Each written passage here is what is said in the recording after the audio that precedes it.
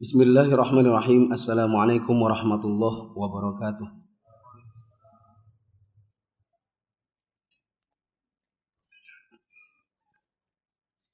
Alhamdulillahi wa kafa wa salatu wassalamu ala rasulillahi mustafa wa ala alihi wa ashabihi wa man tabi'ahum bi ihsanin ila yaumiddin. Hadirin jamaah salat maghrib yang Allah muliakan, pada kesempatan malam hari ini insyaallah kita akan kembali melanjutkan pembahasan buku penjelasan 3 landasan utama yang saya terjemahkan dari kitab Syarah Al-Usul Ats-Tsalatsah karya Syekh Shalih bin Fauzan Al-Fauzan. Sekarang kita di halaman 69.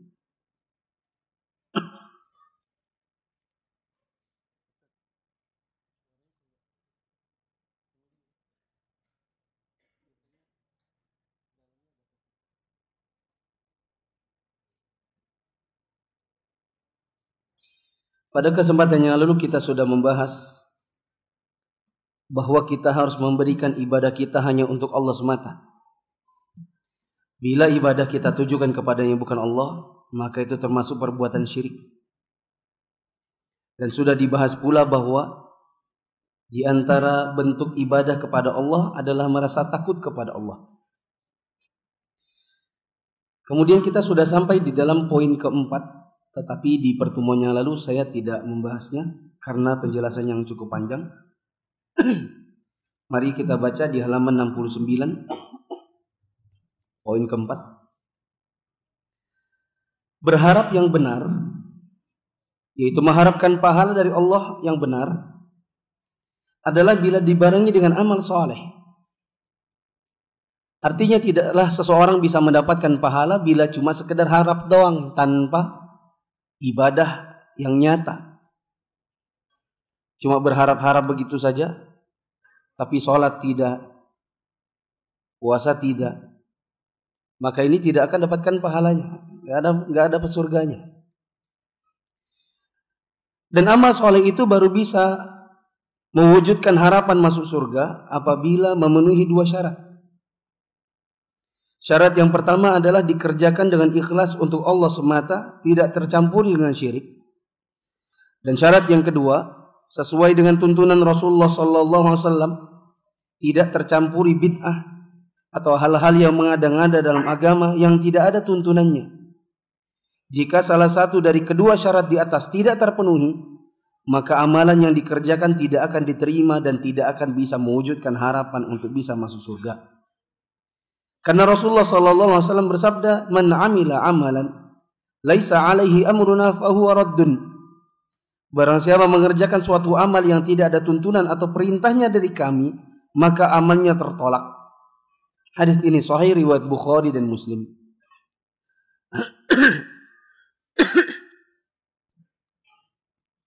Cek. Suara saya jelas ya? Perhatikan.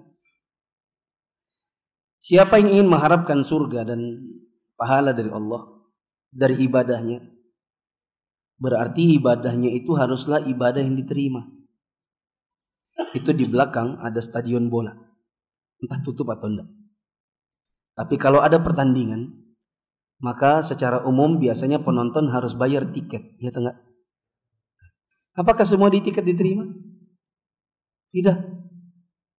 Tidak setiap ada antum datang menyodorkan tiket lapangan Persiba, orang membiarkan antum masuk, enggak. Harus ada syarat-syaratnya. Misal tiket itu ada stempelnya. Karena bisa jadi kalau tidak ada stempelnya berarti antum cetak sendiri. Palsu. Yang kedua biasanya ada tanggalnya.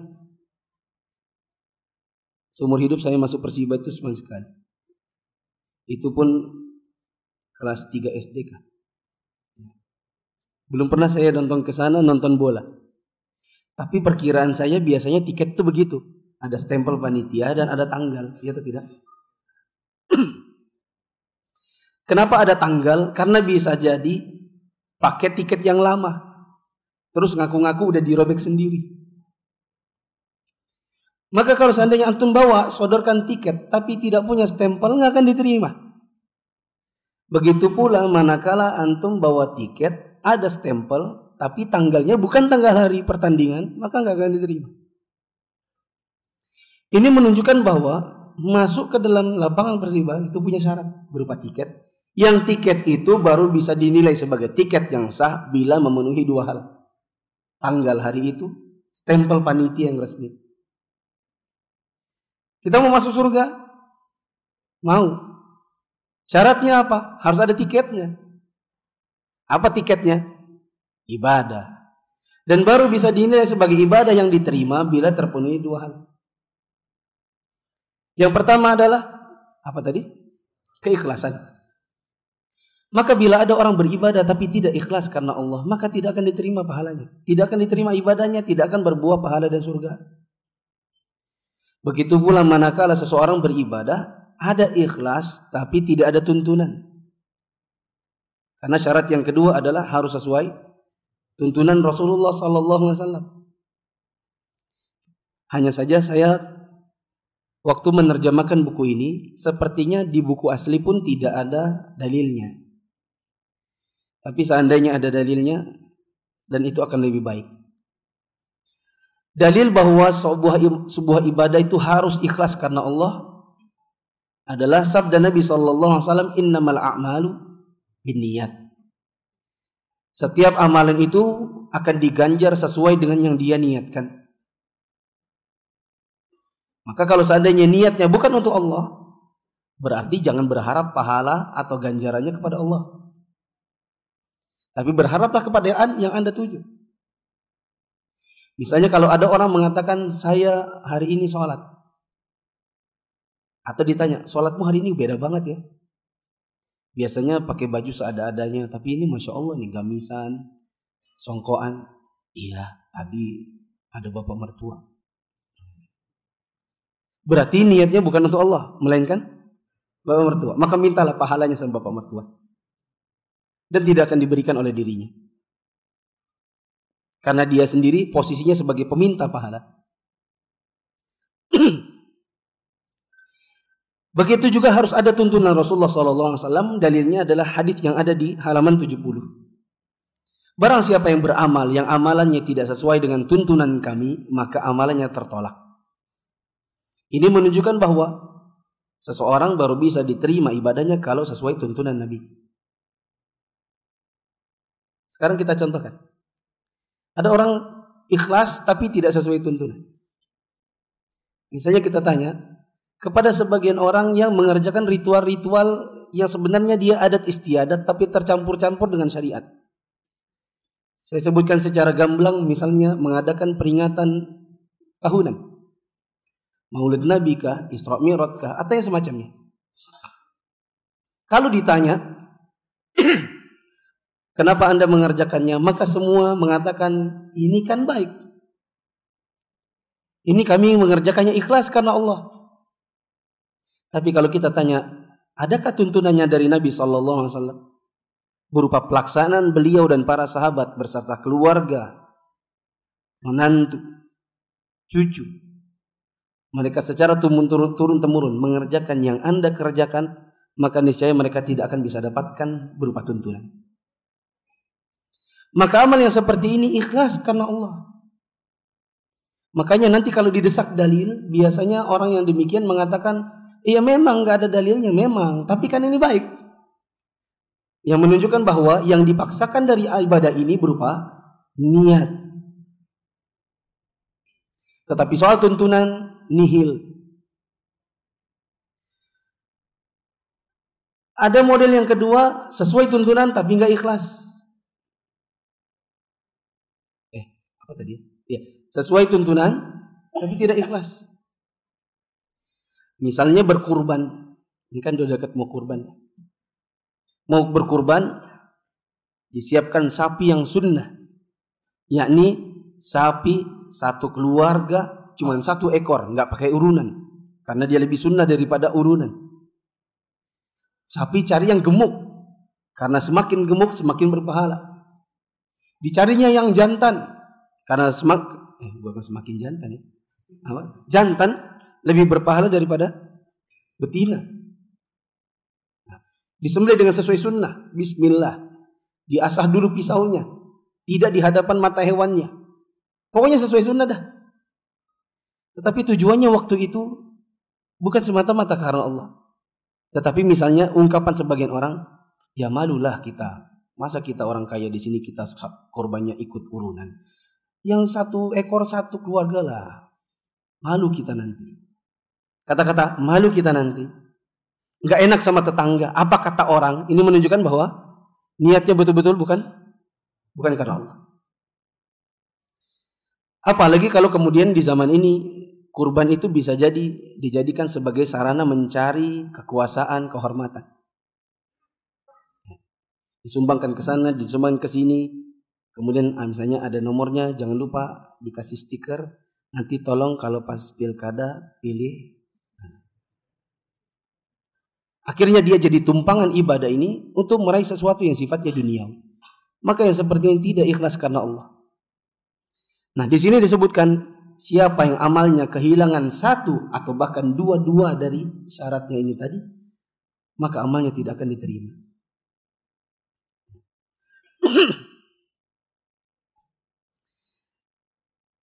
Bagaimana kalau seandainya ada orang di zaman ini mengatakan, tapi kan niat saya baik. Atau yang penting kan niatnya baik. Seperti saya pernah mendengar ada seorang khotib di Jakarta dulu waktu saya kerja. Saya Jumatan di lantai 2. Ya, khotibnya mengatakan dengan tegas. Dia bilang, iya saya akui ini bid'ah. Saya akui ini bid'ah. Tapi kan yang penting niatnya baik. Nah, dan kata-kata seperti ini banyak sekali orang yang mengatakannya. Maka kita katakan niat baik saja nggak cukup, Pak. Niat baik tok tanpa tuntunan, maka ini syahadat la ilaha illallah tok tanpa Muhammadur Rasulullah. Karena la ilaha illallah cerminannya adalah ibadah Anda untuk Allah. Muhammadur Rasulullah cerminannya adalah Anda ibadah ngikuti dia. Saya pernah berikan contoh di tempat yang lain. Misalnya ada seseorang yang ditunjuk sebagai instruktur. Ya. Saya benci untuk mencontohkannya, tapi belum dapat contoh yang lebih bagus daripada ini. Misalnya sebuah kantor PNS menyewa seorang instruktur senam. Disewa instruktur senam, dibayar setiap hari Jumat pagi untuk mengajarkan kepada para PNS, nih cara senamnya. Saya ke kanan, Anda ke kanan. Saya hitung 8, Anda 8. Saya angkat tangan, Anda angkat tangan. Ternyata ketika didatangkan instruktur senam, mulai senamnya, instrukturnya ke kanan, orang ke kiri. Instrukturnya lompat, orang merunduk. Orang hitungnya 8, instruktur hitung 8, dia 800. Ya. Apa kata instrukturnya? Kalau seandainya saya sudah diutus begini ngajarin bapak-bapak, ternyata saya bikin gerakan, bapak-bapak bikin yang lain, kalau gitu untuk apa sih dibayar? Jangan mentang-mentang Anda bayar saya terus Anda mau membuat gerakan sendiri. Ya. Maka nggak ada manfaatnya. Kalau seseorang sudah diutus sebagai contoh, terus kita bikin yang lain daripada dirinya. Ya atau tidak? Nah, kita katakan, afwan nih Pak, yang namanya ibadah tidak cukup hanya dengan niat baik saja, dia harus ada tuntunan. Oh ya, catatannya, saya tidak bilang kalau begitu senam bagus. Ya, saya nggak bilang begitu. Nanti jangan sampai ini beredar, ustadznya tadi bilang kalau kita dapat instruktur senam, ikuti dia. Enggak, saya nggak bilang gitu. Kalau ada kegiatan senam di kantor, jangan ikut. Begitu maksud saya. Karena dulu waktu saya PNS, di kantor ada senam hari Jumat, saya nggak pernah nggak pernah ikut. Ya. Saya nggak pernah ikut. Saya ajak laki-laki yang lain, yuk kita main tenis meja aja. Kalau nggak ada yang mau, lagi nggak ada yang datang, maka saya ngerjain kerjaan kantor. Saya nggak pernah ikut senam. Kenapa? Satu, yang dilihat pasti instrukturnya laki-laki perempuan. Kok antum tahu? Perempuan. Itu kita lihat badannya atau kita lihat mananya? Badannya. Dia di atas atau di bawah? Di atas. Berarti kelihatan bagian apanya sejajar dengan mata kita? bokongnya. Gitu. Belum lagi nanti ada lagunya. Ya, yang lagunya bukan cuma yang 1, 2, 3, lebih dari itu. Ya. Maka sampai saya berhenti di kantor ada senam Jumatan pagi, belum pernah sampai saya berhenti saya ikut senam itu. Sampai yang pernah ditanya, Mas, kenapa sih nggak pernah ikut senam? Maaf Bu, kalau menghafal Quran, lihat pantat perempuan itu langsung hilang deh hafalan. Karena Imam Syafi'i begitu kan, pergi ke pasar, lihat betis perempuan dan tidak sengaja itu betis perempuan tersingkap karena angin. Berapa hilang ayatnya? 40. Ini kita, mbaknya itu pakai celana legging itu, kita lihat itu sengaja atau tidak sengaja? Astagfirullah, tidak sengaja. Astagfirullah, tidak sengaja. Tidak. Tidak tahu sudah berapa 400 ayat kali hilang setiap Jumatnya. Ya. Cuman rata-rata PNS itu teman-teman saya ya rata-rata nggak ada yang hilang sih hafalannya, karena memang nggak ada hafalan.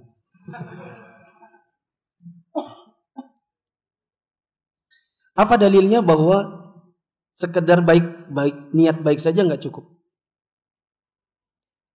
Ada banyak dalilnya. Misalnya waktu khutbah Idul Adha, Nabi SAW mengatakan, siapa yang sudah menyembelih hewannya sebelum sholat Id, maka ganti dengan hewan yang lain.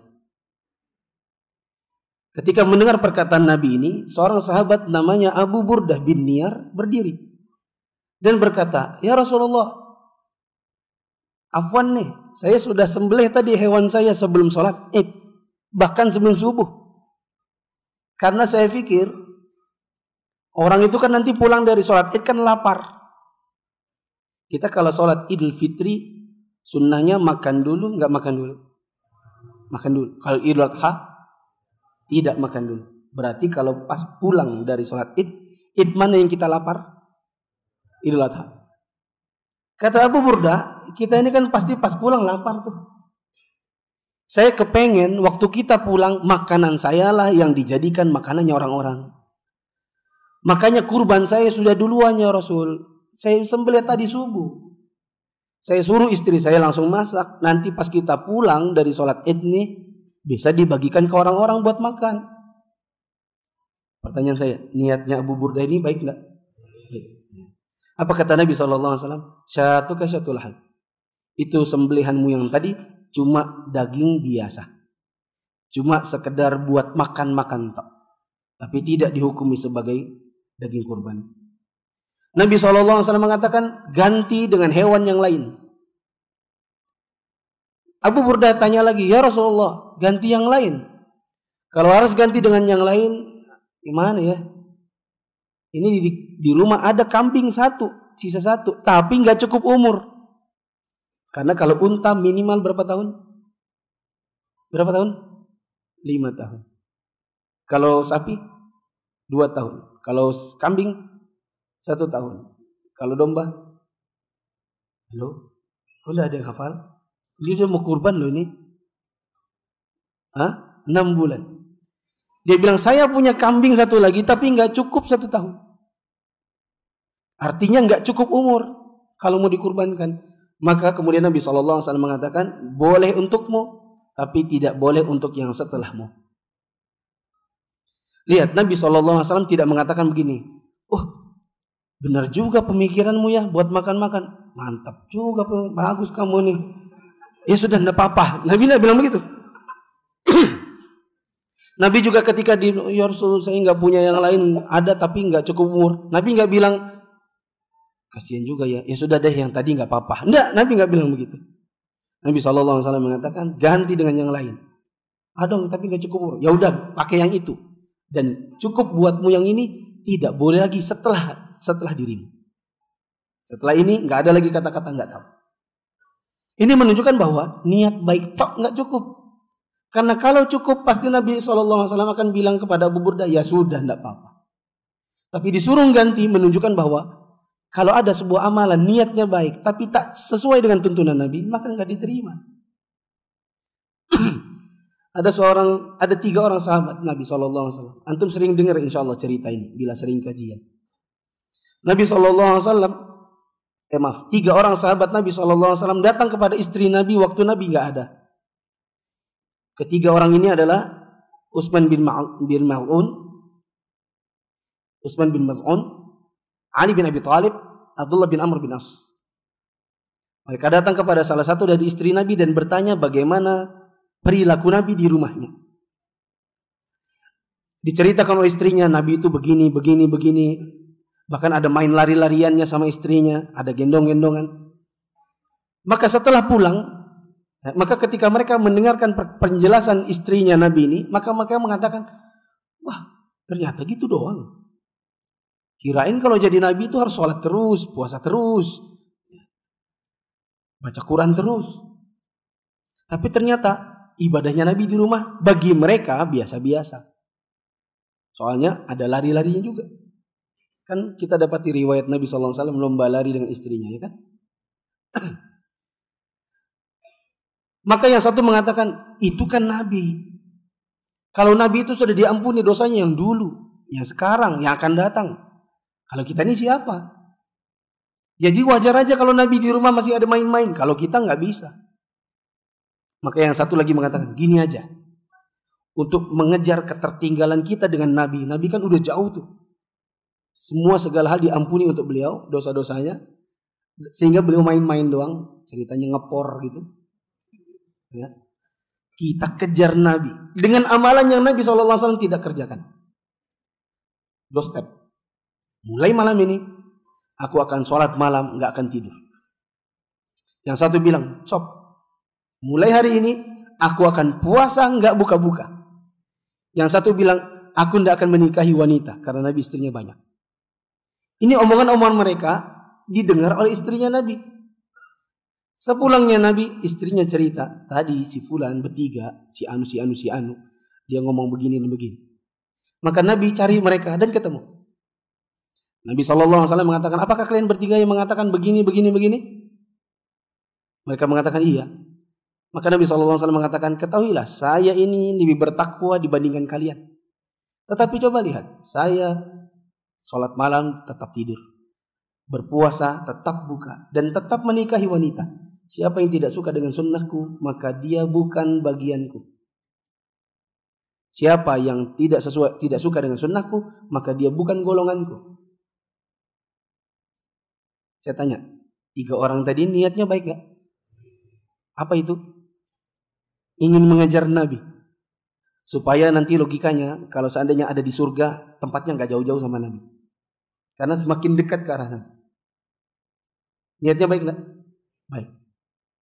Apakah oleh Nabi diterima? Tidak. Nabi SAW mengatakan, siapa yang tak suka dengan sunnahku, maka dia bukan golonganku. Padahal niatnya yang bertiga ini tadi, semuanya baik. Ini menunjukkan kepada kita bahwa sekedar beramal dengan niat baik saja nggak cukup. Harus ada tuntunan Nabi SAW. Kalau seandainya niat baik cukup, buat apa ada Nabi?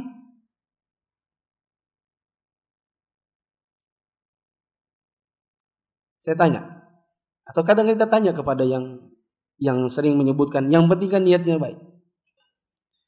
Pak, kalau seandainya saya kerjakan sholat subuh 4 rakaat dengan niat saya niat baik nih, yang 2 itu yang wajib, yang 2 bonus kepada Allah. Kenapa? Yang 2 ini syukur karena masih bisa bangun subuh. Bagaimana? Boleh nggak? Nggak boleh dong. Boleh dong, kan niatnya baik. Kata sampean tadi yang penting niatnya baik. Kadang-kadang ketika kita dialog, nanti ada ucapan yang lain, misalnya ucapannya adalah, yang penting kan gak ada larangannya. Coba kamu lihat di Al-Quran, di Sunnah, mana coba dilarang mengadakan peringatan Maulid Nabi, mana? Kan gak ada larangannya. Maka kita jawab, saya mau sholat subuh 800 rakaat, boleh gak? Gak boleh dong. Kenapa? Karena yang ada cuma 2. Mana larangannya? Coba Anda cari di Al-Quran, di Sunnah. Nabi SAW melarang sholat subuh lebih dari 2 rakaat. Nggak ada. Larangan itu tak ada. Tetapi tuntunan Nabi 2 iya. Sehingga akhirnya kembali lagi bahwa kita akhirnya bersepakat di dalam ibadah kita harus ikuti tuntunan. Sebagian orang mengatakan, terus kamu mau namakan amalanku ini apa? Ya Nabi SAW sih yang bilang mengerjakan sesuatu mengada-ngada nggak ada tuntunannya itu namanya bid'ah. Wah kamu ini suka bid'ah-bid'ahkan. Loh kok sampean jadi baper gitu sih? Coba yang pertama kali menyebutkan istilah bid'ah itu siapa sih? Nabi SAW. Di khutbah Jumat beliau, iyyakum wa muhdatsatil umur fa inna kulla muhdatsatin bid'ah wa kullu bid'atin. Itu yang ngomong siapa? Nabi. Ini istilah bid'ah. Kata ini pertama kali kita dengar dari siapa? Dari Nabi. Kenapa kita harus alergi dengan mustalah yang Nabi SAW yang memperkenalkannya kepada umatnya? Tinggal kita nilai bid'ah itu apa dulu. Jawabannya adalah sebagaimana disebutkan oleh para ulama kita. Bid'ah itu mengada-ngada dalam urusan agama yang tidak ada tuntunannya dari Nabi SAW. Apakah benar membid'ah-bid'ahkan? Enggak. Yang memang gak ada tuntunannya itu istilahnya. Adapun nanti ternyata Anda mau meyakini, gak pernah dipaksa. Mau Anda jalankan, ya itu urusan Anda. Toh kita sudah besar, nanti di hari kiamat tanggung jawab sendiri-sendiri. Kami cuma menyebutkan bahwa amalan ini tidak ada contohnya dari Nabi SAW dan secara syar'i itu dinamakan bid'ah. Anda mau terima, alhamdulillah, enggak dipaksa.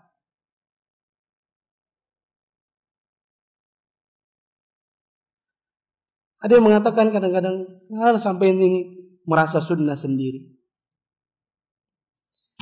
Maka jawabannya mudah. Bapak mengatakan saya merasa sunnah sendiri. Berarti Bapak juga merasa sunnah, ya toh?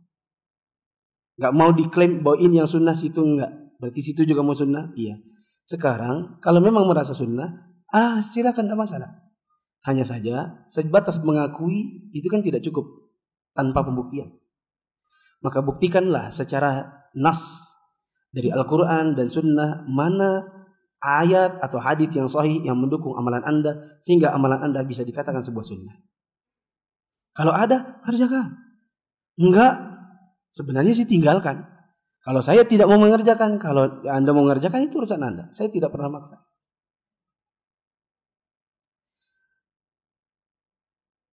Nanti ada lagi yang mengatakan kamu merasa surga sendirian. Sok surga. Maka saya katakan, saya dakwah di Balikpapan dari 2007. Sudah 11 tahun saya dakwah. Antum bisa kulik-kulik rekaman di Facebook saya, di YouTube saya, di YouTube Ruzika TV, audio, video. Bila Anda dapatkan kata-kata saya, satu saja. Kata-kata saya bahwa siapa yang ikut saya atau saya ini pasti masuk surga, saya beri Anda uang 10 juta. Justru ketika kita mengatakan ini harus sesuai dengan sunnah, jangan mengada-ngada dalam masalah agama, itu karena harapan semata-mata supaya saya bisa masuk surga. Karena kepengen, cuman gak ada jaminan. Karena gak ada jaminan maka harus dikejar.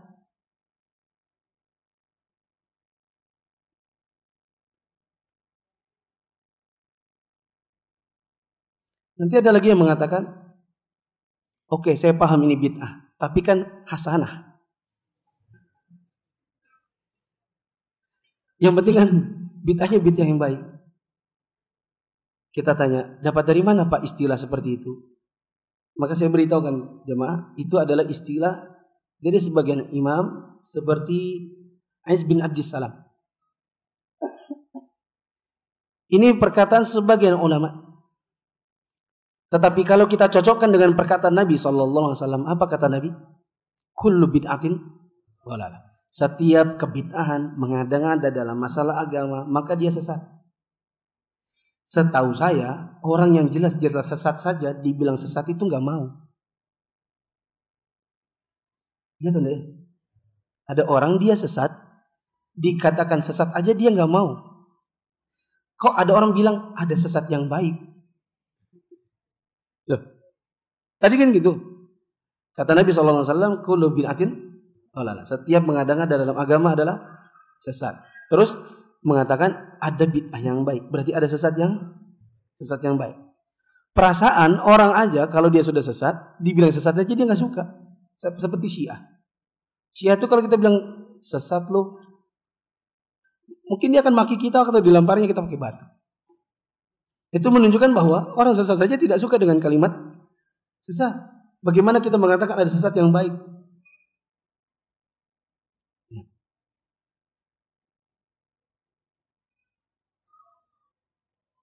Bahkan sahabat Ibnu Umar radhiyallahu anhu secara tegas mengatakan kullu bid'atin dhalalah wa in ra'ahan nasu hasanah. Setiap bid'ah adalah kesesatan meskipun manusia menganggapnya baik. Ini kata-kata Abdullah bin Umar, salah satu ahli fikih, ahli hadisnya Nabi SAW. Kalau nanti dikatakan berarti kau cap saya masuk neraka, kau masuk surga,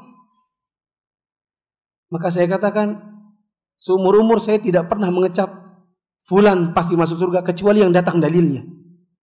Seperti Firaun, Abu Lahab, Abu Jahal.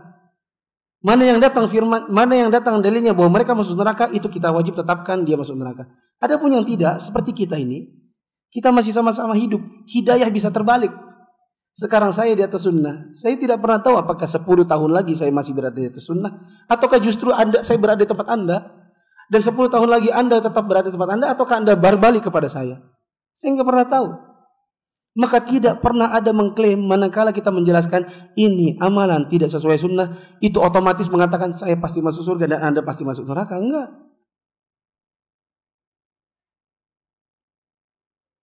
Kalau nanti dikatakan lagi, banyak lah ya, orang suka ngomong sembarang-sembarang. Dan yang mirisnya ini datang dari sebagian dai. Di dalam khutbah-khutbah Jumat, di dalam ceramah-ceramah, menyampaikan hal-hal yang seperti ini, yang sifatnya kadang-kadang secara tidak sadar mereka telah memfitnah. Seperti misalnya mengatakan dalam khutbah Jumat, orang yang seperti itu merasa dirinya masuk surga.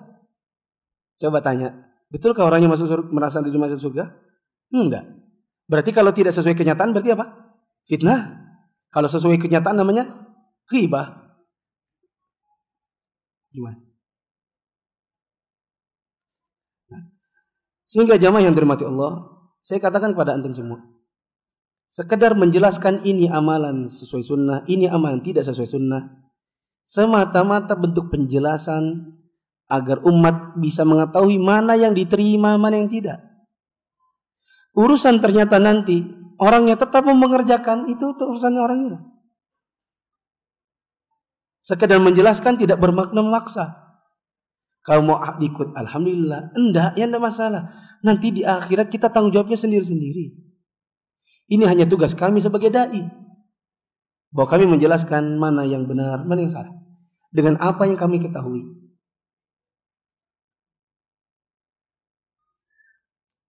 Oh iya, tambahan. Jadi amalan saya bid'ah. Iya. Kamu kalau pergi umroh naik apa? Pesawat. Bid'ah juga. Kenapa? Nggak ada pesawat di zaman Nabi. Ya tidak?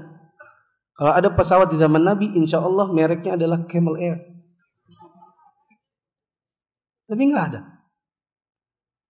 Tidak ada pesawat di zaman Nabi SAW. Pertanyaan, apa sih tadi makna bid'ah? Mengada-ngada dalam masalah apa? Agama. Sekarang saya tanya, itu pesawat agama atau dunia? Aslinya pesawat itu agama atau dunia? Masalah dunia. Ini mic, agama atau dunia? Dunia. Tahu dari mana? Itu bahwa itu dunia. Jawabannya adalah belum pernah kita dapati seorang pun mengatakan barang siapa umroh dengan naik Garuda maka pahalanya 27 kali lipat dibandingkan naik Kambuna. Nggak ada pahala dikali lipatkan karena faktor-faktor naik pesawatnya. Ini menunjukkan bahwa pesawat itu cuma sekedar alat bantu. Kalau cuma sekedar alat bantu, maka ini disebut dengan maslahah mursalah. Coba bilang maslahah mursalah. Coba lihat, apa itu masalah mursalah? Urusan dunia yang ternyata ketika dalam ibadah dia bisa membantu tujuannya. Coba orang Indonesia kalau seandainya nggak ada pesawat, tidak ada bis, tidak ada mobil, tidak ada kapal, terus bagaimana cara mereka umroh? Nggak ada yang umroh. Keberadaan alhamdulillah Allah ciptakan ada manusia-manusia yang mampu membuat pesawat, lalu orang bisa pergi. Itu berarti ada urusan dunia yang ketika diciptakan menunjang sebuah ibadah yang dari Nabi SAW. Maka ini disebut dengan masalah mursalah. Mic ini, kalau sekarang saya nggak pakai mic, ibu-ibu nggak dengar. Tapi dengan keberadaan mic, suaranya dinyampe, ilmunya jadi sampai. Maka ini pertanyaannya, ini bid'ah kah? Bukan. Ini namanya apa? Masalah mursalah. Apa itu? Masalah dunia yang ketika masuk dalam ibadah ternyata dia menunjang tujuannya. Ini mic cambung dengan toa. Kalau seandainya zaman sekarang cuma teriak-teriak, maka orang-orang di lapangan basket nggak dengar. Tapi dengan adanya toa sampai ke rumah-rumah, sampai ke kantor-kantor. Ini namanya apa? Masalah mursalah. Sebuah perkara dunia yang ketika dimasukkan dalam ibadah ternyata dia menunjang tujuannya. Coba saya tanya, gimana? Saya bertanya untuk menjawab. Umroh dengan pesawat, yang di zaman Nabi umrohnya apa pesawatnya? Berarti yang ibadah yang mana? Umroh. Pesawatnya cuman penunjang. Kajian atau majelis ilmu dengan mic. Yang mana yang di zaman Nabi? Majelis ilmu. Berarti bukan soal yang menjadi soal bukan mic-nya. Majelis ilmunya adalah ibadah dari Nabi. Ini cuman penunjangnya. Bisa dipahami ya? Pembicaraan seperti ini panjang. Belum lagi nanti kita berbicara ketika sebagian orang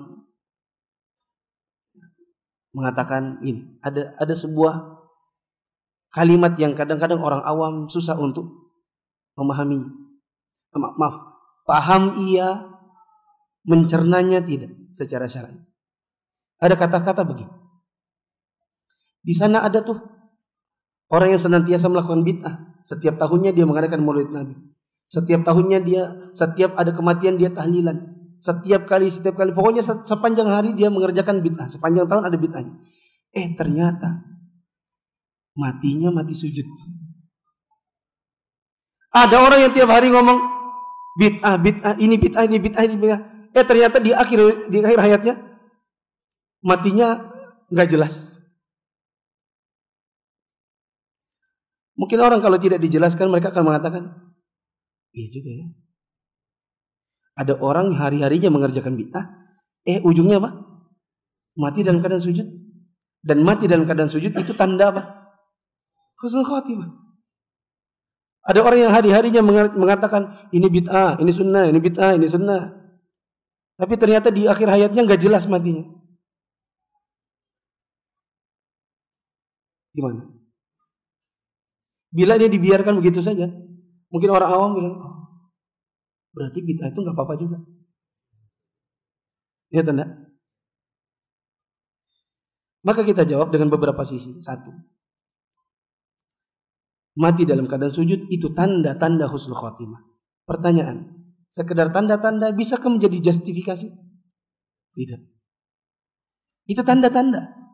Di dalam keyakinan Ahlussunnah wal Jamaah tidak boleh menetapkan surga melainkan yang Allah dan Rasulnya berikan dalilnya. Seperti setiap nabi, para sahabat nabi pasti masuk surga. Sebagian orang soleh yang disebutkan dalam Al-Quran, seperti Imran, seperti Maryam, seperti istrinya Fir'aun, Asiyah, yang ditetapkan dengan dalil bahwa dia masuk surga, kita harus tetapkan dia masuk surga. Yang ditetapkan dengan dalil bahwa dia masuk neraka, wajib kita tetapkan dia masuk neraka. Fir'aun misalnya.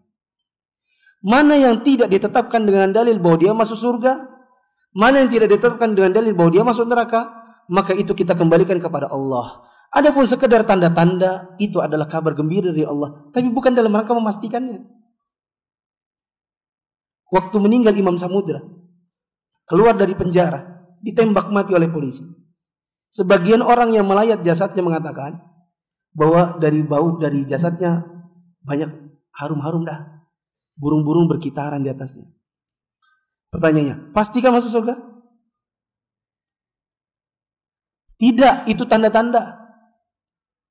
Kalau dikatakan pasti masuk surga, soalnya itu kan dia mujahid.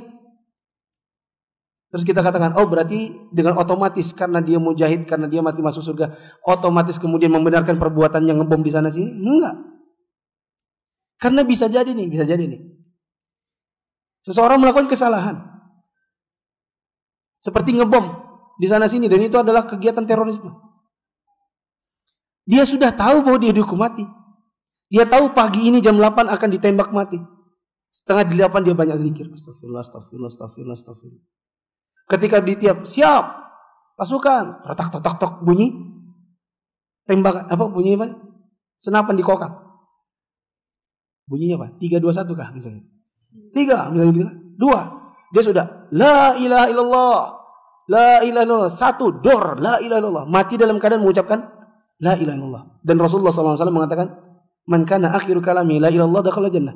Siapa yang akhir kalimatnya adalah la ilallah, maka dia pasti masuk surga. Perbuatannya tidak bisa dibenarkan hanya karena semata-mata dia seperti itu. Ini adalah tanda-tanda. Karena bisa jadi tidak telah mempersiapkan dirinya. Apakah kemudian setiap yang mati sujud otomatis amalannya jadi benar? Enggak. Sebagaimana Nabi SAW menceritakan ada seorang pelacur yang di akhir hayatnya dia memberikan minum kepada anjing yang kehausan. Apakah kita bisa membenarkan pelacurannya? Tidak. Tanda-tanda, ada tanda-tanda. Adapun ditetapkan, kita kembalikan kepada Allah dan Rasulnya. Artinya, memiliki tanda-tanda husnul khotimah tidaklah membenarkan perbuatan seseorang yang memang itu salah. Kalau memang ada perbuatan bid'ah, maka dia bid'ah. Kita tugasnya menjelaskan bahwa itu salah. Ada perkara ternyata nanti orangnya mati dalam keadaan husnul khotimah, alhamdulillah. Coba waktu gempa di Bantul, saya ada di sana. Bahkan saya juga termasuk yang tergoyang-goyang di dalam masjid. Keluar dalam keadaan melihat di kanan kiri saya kaca pecah-pecah. Sorenya ditawarin, yuk kita pemuda-pemuda datang ke Bantul. Kami ke Bantul menjadi tenaga medis, menjadi tenaga penerjemah karena banyak dokter dari Australia yang datang. Apa yang saya lihat? Banyak wanita-wanita yang meninggal dalam keadaan tidak menggunakan hijab, tapi di bawah reruntuhan. Pertanyaannya, apakah kemudian sementara kita tahu bahwa salah satu tanda husnul khotimah apa? Atau salah satu kematian yang dianggap mati syahid apa? Kejatuhan bangunan. Pertanyaan, terjatuhnya bangunan ke atas seorang wanita yang tidak menggunakan hijab keluar dari rumahnya, apakah membenarkan perbuatannya? Jawabannya tidak. Itu tanda-tanda. Kalau seandainya dia masuk surga, alhamdulillah, semoga Allah ampuni dirinya. Tetapi dosa tetap dosa. Kewajiban yang tahu menjelaskan kepada yang tidak tahu bahwa itu salah. Jam berapa itu? Azannya berapa?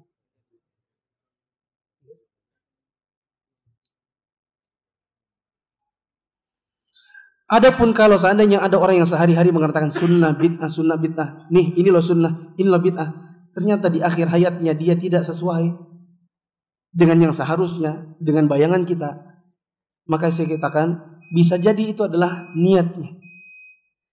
Maksud saya bisa jadi ada orang yang kelihatannya baik di hadapan masyarakat, ujung hayatnya tidak seperti yang dia bayangkan, maka bisa jadi itu sebenarnya ada niat-niat yang jelek yang disembunyikan.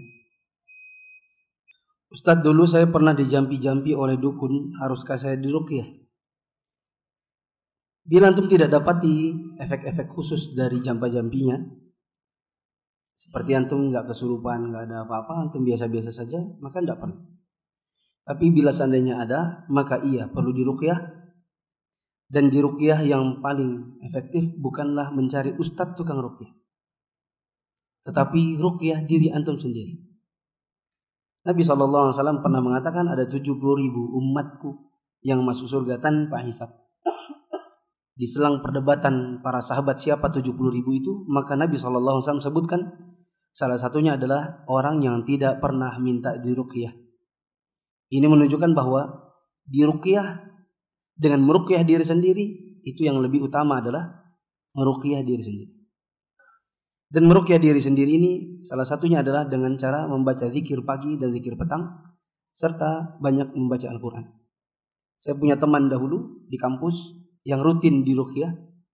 Bahkan dia kalau sekali kesurupan izinnya itu puluhan. Lalu kemudian kita nasihati bahwa kalau mengharapkan setiap kali di kesurupan senantiasa diruqyah orang, maka kasihan juga orang yang meruqyahnya. Capek, lama-lama bosan. Terus sampai kapan dia mau sembuh? Akhirnya seorang ustadz menasihati, gimana akhi kalau antum rajin baca Quran? Kemudian di masjid kampus kami sering melihat belakangan dia sering duduk bersandar di tiang-tiang masjid sambil melihat Al-Quran, kadang-kadang kepalanya noleh ke atas, kadang-kadang ke Quran, kadang-kadang noleh ke atas. Itu menunjukkan bahwa dia sedang berusaha menghafal Quran. Sejak saat itu sampai kami lulus, kami bubaran tahun 2007, kami tidak pernah melihat lagi dia di ruqyah dan kesurupan nggak pernah lagi. Saya bekerja mengadakan sebuah pelatihan. Biaya pelatihan tersebut 700.000 dan perusahaan memberi dana 2,5 juta. Perusahaannya tidak tahu biaya pelatihannya dan perusahaan menginginkan sertifikat tersebut bisa jadi secepatnya. Kelebihan dana tersebut masih saya simpan. Apakah saya berhak mendapatkan kelebihan dana tersebut? Karena saya mengurus semuanya. Bila antum yang mengadakan pelatihannya, biasanya pelatihan itu antum sebarkan iklannya dengan menyebutkan terlebih dahulu berapa biayanya. Bukan orang daftar tanpa tidak ditahu harganya, itu namanya ijarah yang gak jelas. Sementara dalam ijarah akad sewa, termasuk diantaranya sewa jasa untuk dilatih, itu harus dengan pekerjaan yang maklum, dengan ujurah yang maklumah. Biayanya berapa dari awal harusnya tahu. Maka itu jadinya gharar. Itu harta jadi harta syubhat. Maka itu harta imma antum kembalikan, imma antum sedekahkan. Tapi saran saya dikembalikan untuk menjaga kredibilitas antum sebagai penyelenggara pelatihan. Apa hukumnya membeli emas di Pegadaian? Hukumnya haram. Karena yang dijual oleh Pegadaian itu sejatinya adalah harta seorang yang berhutang kepada si Pegadaian. Kemudian meskipun dalam keadaan mereka sudah bersepakat bahwa nanti kalau ternyata tidak sanggup hartanya dijual paksa. Ya. Tapi secara umum ini adalah termasuk kegiatan yang menyuburkan riba di negeri kita.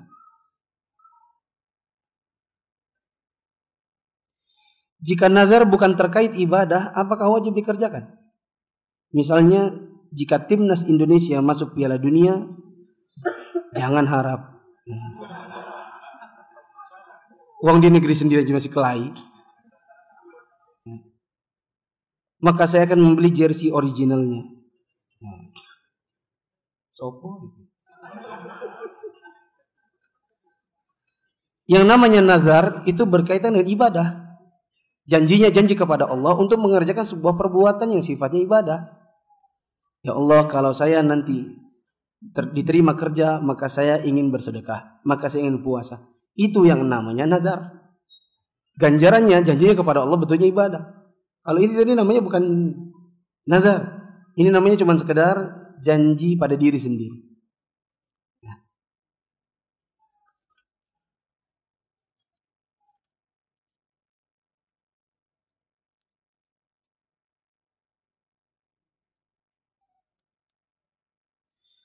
Apa hukumnya mempercayai omongan orang tentang masa depan? Karena omongan orang tersebut selalu benar atau terjadi. Apakah ini syirik? Iya. Ini termasuk syirik. Dan bila ada orang yang mengaku dirinya bisa membaca masa depan, maka ini termasuk di antara peramal. Dengerin ucapannya dan membenarkannya, maka ada dua model hadisnya. Hadis yang pertama, Nabi SAW mengatakan, Man atakahinan aw arrafan wa sa'alahu an syai' lam tuqbal salatuhu 40 lailah. Siapa yang datang ke peramal atau ke seorang dukun bertanya sesuatu tanpa membenarkannya, maka tidak diterima sholatnya 40 hari 40 malam. Tapi tetap harus dikerjakan meskipun tidak diterima. Karena kalau tidak dikerjakan maka jadi dua dosa. Sudah tak diterima, dosa tak sholat. Ada hadis yang kedua, Nabi SAW mengatakan, barang siapa man atakahinan aw arrafan wa sa'alahu an syai' wa saddaqa bima yaqul faqad kafara bima unzila an Muhammadin sallallahu alaihi wasallam. Siapa yang datang ke seorang peramal atau dukun, bertanya sesuatu lalu membenarkannya, maka dia dianggap kufur terhadap Al-Qur'an yang diturunkan kepada Nabi Muhammad sallallahu alaihi wasallam. Dan yang kedua lebih berat daripada yang pertama. Tapi coba antum bayangkan, dengerin tok itu tidak diterima sholat 40 hari 40 malam, kalaupun tidak dikatakan kafir. Maka orang yang seperti ini, kalau antum bertemu, maka satu, jangan benarkan dia untuk menjaga diri antum. Dua, jangan dengerin omongannya. Tiga, bila antum bisa menasihatinya, maka nasihati dia. Bilang ini perbuatan syirik dan yang seperti ini kekufuran. Ya. Dan Syekh Al-Albani atau syekh yang lain, saya pernah dengar ceritanya, beliau pernah bertanya kepada seorang dukun. Ketika ditanya apa hukumnya seseorang bertanya kepada dukun, maka pernah diceritakan yang ada seorang dukun yang mengatakan, saya bisa mendatangkan roh siapa saja rohnya kamu bisa datangkan. Maka Syekh Al-Albani mengatakan, saya minta tolong didatangkan rohnya Imam Bukhari karena saya lupa hadis. Dan kalau seandainya ada yang memang datang, itu pasti jin, dan jin rata-rata enggak hafal hadis. Subhanakallahumma wa bihamdika asyhadu an la ilaha illa anta astaghfiruka wa atubu ilaik. Wassalamualaikum warahmatullahi wabarakatuh.